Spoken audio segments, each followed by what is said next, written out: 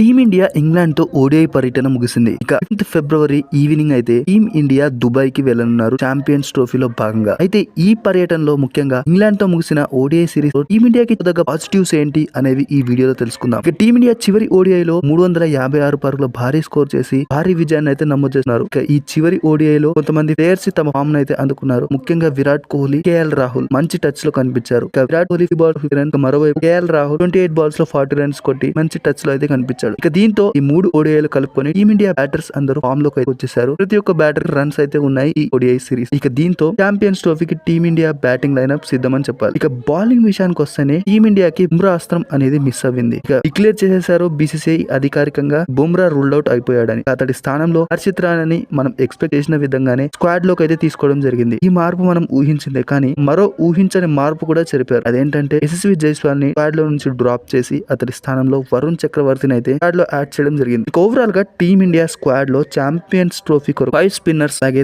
3 fast bowlers ఉన్నారు. హర్షిత్ రాణా, హర్షదీప్ సింగ్, మొహమ్మద్ షమి, ఇక fast bowling allrounder గా హార్దిక్ పాండ్యా. ఈ విధంగా టీమిండియా అయితే ఛాంపియన్స్ ట్రోఫీకి వెళ్ళనుంది. బుమ్రాన్ అయితే మిస్ అవుతున్నాము అనుకున్న వారు కమెంట్ చేయడం మర్చిపోకండి. Thank you for watching. Please do subscribe for more cricketing updates.